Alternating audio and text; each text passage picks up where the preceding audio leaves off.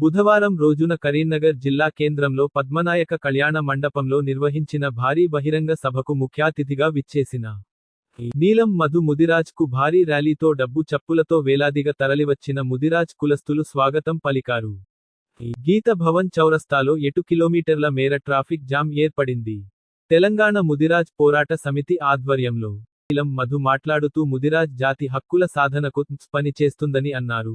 ఉద్యమాలకు పురిటిల్లైన కరీంనగర్లో టీఎంపీఎస్ వారు బహిరంగ సభ నిర్వహించడం సంతోషంగా ఉందన్నారు. ప్రధానంగా ముదిరాజుల దీర్ఘకాలిక డిమాండ్లైన బీసీడీ నుంచి బీసీఏలోకి మార్చే ప్రక్రియతో పాటు ముదిరాజ్ జాతి బిడ్డలను రాజకీయంగా చైతన్యం చేసే ప్రక్రియలో భాగంగా టీఎంపీఎస్ పనిచేయడం అభినందనీయమన్నారు.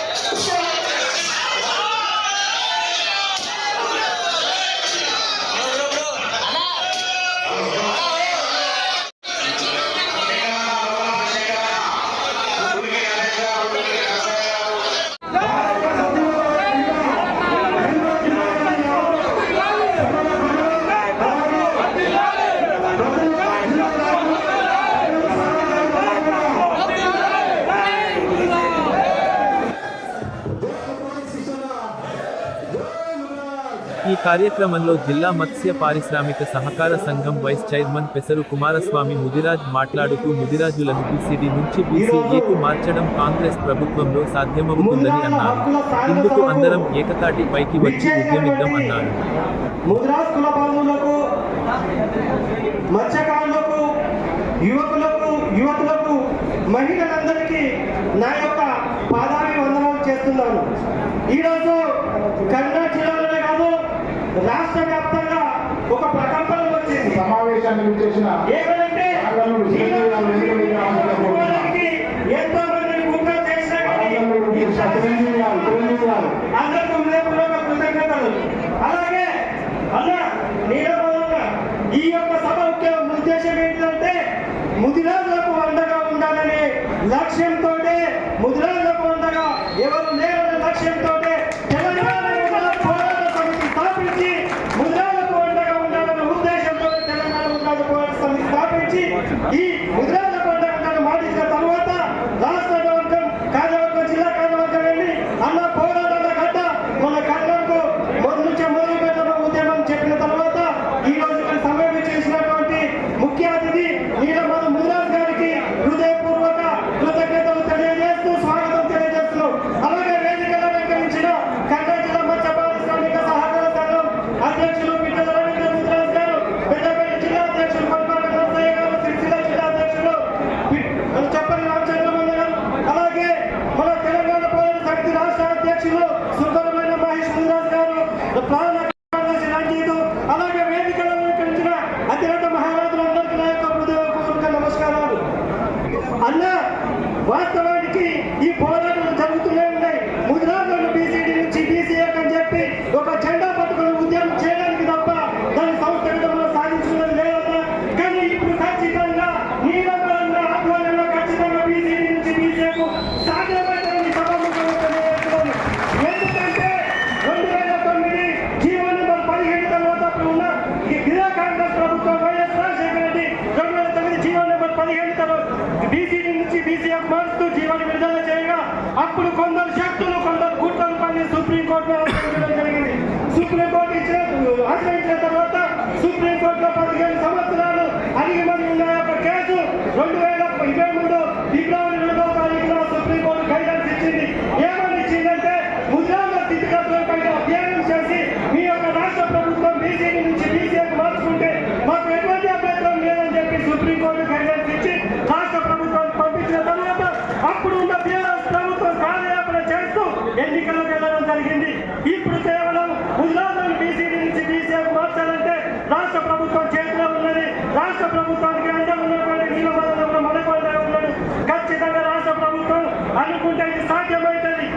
కామారెడ్డి డిక్లరేషన్ లో ముద్రాలను బీసీడీ నుంచి బీసీఏకు మార్చామని చెప్పి హామీ ఇచ్చిన తర్వాతనే ముద్రాల బిడ్డలంతా కాంగ్రెస్ అండగా ఉంచుకొని నేడు ప్రభుత్వంలో తీసుకురావడం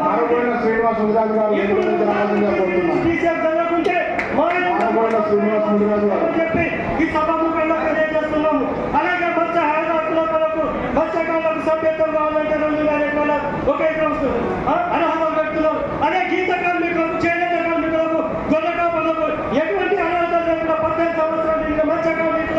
వటికల సభ్యత్వం ఇస్తున్నాం. వాళ్ళ ఉప సహకార చట్టాలలో ఉన్నటువంటి మత్స్యకారులకు లేని విధంగా కేవలం మత్స్యకారులకే అంటే ముదిరాజు దేవస్థాకుండా వీరికే ఎందుకు నిబంధనలు ఈ నిబంధనలు పూర్తిగా తొలగించి 18 సంవత్సరాలు నిండిన ప్రతి మత్స్య కార్మికునికి ఎటువంటి నిబంధనలు లేకుండా సభ్యత్వం కల్పించాలని చెప్పి రాష్ట్ర ప్రభుత్వం ఒత్తిడి తీసుకురావాలని చెప్పి అందరి ద్వారా కోరుకుంటున్నాం. అలాగే రైతు బంధు ఏ విధంగా రైతులు సహజ మరణించినా కానీ గుడ్డ ప్రభుత్వం యాక్సిడెంట్ మరణించినా కానీ 5 లక్షల రూపాయలు రైతు బంధులు ఇస్తున్నారు. అదే మత్స్య కార్మికులకు వచ్చేసరికి కేవలం యాక్సిడెంట్ జరిగితేనే 5 లక్షల రూపాయలు ఇస్తున్నారు. ఎందుకు మత్స్య కార్మికులలో కూడా పేదవాళ్ళు ఉన్నారు. ఒక గుడ్డ భూమి లేకుండా కూడా మత్స్య కార్మికులు ఉన్నారు. మత్స్య కార్మికులు సహజ రవీంద్ర ముదిరాజు గారు రావాల్సిందిగా కోరుతున్నాను. మత్స్య కార్మికులు సహజ మరణాలు కూడా 5 లక్షల రూపాయలు కూడా అందించాలని చెప్పి వేదిక నుండి ప్రభుత్వానికి అందించవలసిందిగా నియమాలను కోరుతున్నాను.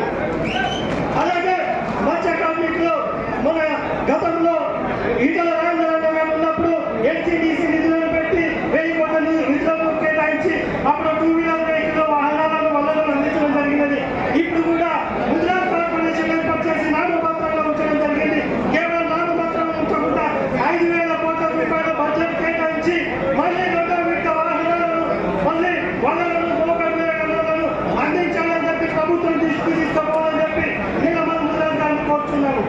ఈ యొక్క అవకాశం ఇచ్చిన వేదిక మీద అత్యంత మహారాజులందరికీ హృదయపూర్వక కృతజ్ఞతలు చేస్తున్నారు. వాస్తవానికి కొంతమంది వాట్సాప్ గ్రూపులలో దాచలేయడానికి ఇది కేవలం జరిగింది.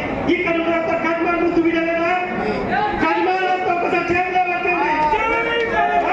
అంత బీహార్ నుంచి వస్తాను, ఛత్తీస్గఢ్ నుంచి వస్తాను, కర్మాలు వ్యక్తులు ముదిరాజు బిడ్డలు పుట్టిన వ్యక్తులు ఇలా కామెంట్ చేసి ఆడుకోకుండా ముదిరాజు బిడ్డలంతా నీళ్ళ బాధకు అండగా ఉంటామని చెప్పి